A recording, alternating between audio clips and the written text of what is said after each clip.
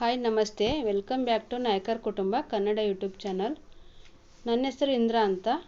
ಇವತ್ತು ನಾನು ಸಿಂಪಲ್ಲಾಗಿ ತುಂಬ ರುಚಿಯಾಗಿ ಕೆರೆ ಮೀನು ಸಾಂಬಾರನ್ನ ಹೇಗೆ ಮಾಡೋದು ಅಂತ ತೋರಿಸ್ಕೊಡ್ತೀನಿ.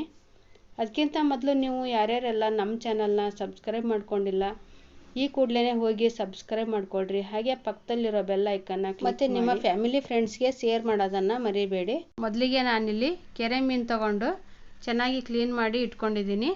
ಅದಕ್ಕೆ ಸ್ವಲ್ಪ ಅರಿಶಿಣದ ಪುಡಿ ಮತ್ತು ಹುಣಸೆ ರಸ, ಉಪ್ಪು ಹಾಗೆ ಎಣ್ಣೆ ಹಾಕಿ ಒಂದು ಅರ್ಧ ಗಂಟೆ ಮ್ಯಾರಿನೇಟ್ ಮಾಡಿ ಬಿಟ್ಕೊತಾ ಇದ್ದೀನಿ. ಮತ್ತು ಏನಪ್ಪ ಅಂತಂದರೆ, ನಾವು ಮೀನು ತಲೆನ ಸಾಂಬಾರಿಗೆ ಹಾಕೋದ್ರಿಂದ ತುಂಬ ಟೇಸ್ಟಿಯಾಗಿ ಬರುತ್ತೆ. ಇವಾಗ ರುಬ್ಬೋದಕ್ಕೆ ಅಂತ 3 ಗಡ್ಡೆ ಈರುಳ್ಳಿ ತೊಗೊಂಡಿದ್ದೀನಿ, ಲವಂಗ, ಮೆಣಸುಕಾಳು, ಶುಂಠಿ, ಬೆಳ್ಳುಳ್ಳಿ ಮತ್ತು ಚಕ್ಕೆ, 1 ಸ್ಪೂನಷ್ಟು ಜೀರಿಗೆ ತೊಗೊಂಡಿದ್ದೀನಿ, ಸ್ವಲ್ಪ ಕೊತ್ತಂಬರಿ ಸೊಪ್ಪು, 1 ಟೊಮೆಟೊ ತೊಗೊಂಡಿದ್ದೀನಿ, ಮತ್ತು ಖಾರದ ಪುಡಿ, ಅರಿಶಿಣದ ಪುಡಿ, ಸಾಂಬಾರು ಪುಡಿ ತೊಗೊಂಡಿದ್ದೀನಿ, ಮತ್ತು 1 ತೆಂಗಿನಕಾಯಿನ ತುರಿದು ಇಟ್ಕೊಂಡಿದ್ದೀನಿ.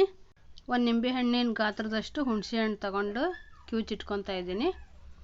ಇವಾಗ ನಾನು ರುಬ್ಬೋದಕ್ಕೆ ಅಂತ ಈರುಳ್ಳಿ ಹಾಕ್ಕೊತಾ ಇದ್ದೀನಿ. ಮತ್ತು ಈರುಳ್ಳಿ, ಟೊಮೆಟೊ, ಬೆಳ್ಳುಳ್ಳಿ, ಶುಂಠಿ, ಚಕ್ಕೆ, ಲವಂಗ ಮತ್ತು ಜೀರಿಗೆ, ಕಾಳುಮೆಣಸು ಇವನ್ನೆಲ್ಲ ಹಾಕಿ ಕೊತ್ತಂಬರಿ ಸೊಪ್ಪನ್ನ ಹಾಕಿ ನಾನು ಹಸಿದನ್ನೇ ರುಬ್ಕೊತಾ ಇದ್ದೀನಿ. ನಾವು ಹಸಿ ಮಸಾಲೆ ಮಾಡಿ ಹಾಕೋದ್ರಿಂದ ಮೀನು ಸಾರು ತುಂಬ ಚೆನ್ನಾಗಿರುತ್ತೆ. ನಾವು ಹುರಿದು ಮಾಡೋದಕ್ಕಿಂತ ಹಸಿದು ಹಾಕಿ ಮಾಡಿದ್ರೆ ತುಂಬ ರುಚಿಯಾಗಿ ಬರುತ್ತೆ. ಇವಾಗ ನಾನು ಕೊಬ್ಬರಿ ಮತ್ತು ಧನಿಯಾ ಪೌಡ್ರು, ಅರಿಶಿನ ಪುಡಿ, 2 ಸ್ಪೂನು ಖಾರದ ಪುಡಿ, ಒಂದು ಸ್ವಲ್ಪ ನೀರು ಹಾಕಿ ನೋಡಿ ಇಷ್ಟು ನುಣ್ಣಿಗೆ ರುಬ್ಬಿಟ್ಕೊಳ್ರಿ. ಇವಾಗ ನಾನೊಂದು ಪಾತ್ರೆ ಇಟ್ಕೊಂಡು ಇದಕ್ಕೆ ಒಂದು 50 ಗ್ರಾಮ್ ಆಗೋಷ್ಟು ಎಣ್ಣೆ ಹಾಕ್ಕೊಂಡು ಇದಕ್ಕೆ ಒಂದು ಸ್ವಲ್ಪ ಕಟ್ ಮಾಡಿದ ಈರುಳ್ಳಿ ಹಾಕಿ ಮತ್ತು ನಾನು ರುಬ್ಬಿರ್ತಕ್ಕಂಥ ಹಸಿ ಮಸಾಲೆನೆಲ್ಲ ಹಾಕಿ ಸ್ವಲ್ಪ ಫ್ರೈ ಮಾಡ್ಕೊತೀನಿ. ಫ್ರೈ ಮಾಡಿಕೊಂಡು ಇದನ್ನ ಬಾಯಿ ಮುಚ್ಚಿ ಒಂದು 2 ನಿಮಿಷ ಬಿಟ್ಕೊತಾ ಇದ್ದೀನಿ. ಇದು ಸ್ವಲ್ಪ ಎಣ್ಣೆ ಬಿಟ್ಟ ಮೇಲೆ ಇದಕ್ಕೆ ನಾನು 1 ಸ್ಪೂನಷ್ಟು ಖಾರದ ಪುಡಿ ಹಾಕ್ಕೊತಾ ಇದ್ದೀನಿ. ನಾನು ರುಬ್ಬೋದಕ್ಕೆ ಅಂತ 2 ಸ್ಪೂನ್ ಹಾಕಿದ್ದೆ. ಇವಾಗ 1 ಸ್ಪೂನ್ ಹಾಕಿ ಕೈ ಆಡಿಸ್ಕೊತಾ ಇದ್ದೀನಿ. ಸ್ವಲ್ಪ ಉಪ್ಪು ಹಾಕ್ಕೊಂಡು ನೋಡಿ ಈ ಥರ ಬಾಯಿ ಮುಚ್ಚಿಟ್ರೆ ಎಲ್ಲ ಎಣ್ಣೆ ಎಲ್ಲ ಮೇಲೆ ಬರುತ್ತೆ, ಆಮೇಲೆ ಕಲರ್ ತುಂಬ ಚೆನ್ನಾಗಿ ಬರುತ್ತೆ ಅಂತ ನಾನು ಈ ಥರ ಮಾಡ್ತೀನಿ. ನೋಡಿ ಇವಾಗ ನಾನು ಕೊಬ್ಬರಿ ಎಲ್ಲ ರುಬ್ಬಿರೋದನ್ನ ಹಾಕ್ಕೊಂಡು ಮಿಕ್ಸ್ ಮಾಡ್ಕೊತಾ ಇದ್ದೀನಿ.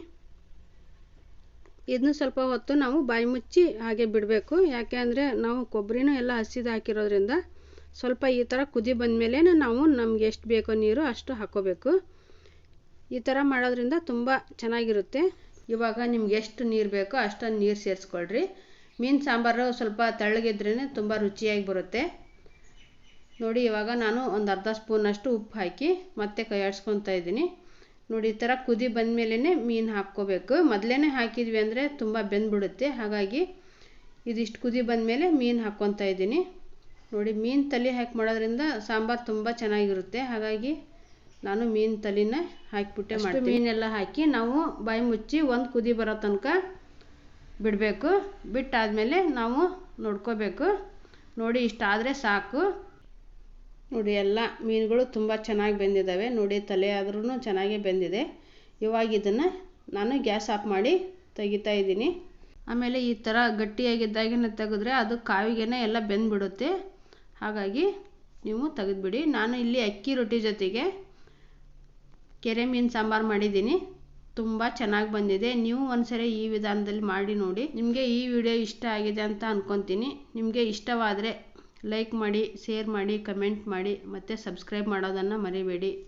Thank you for watching.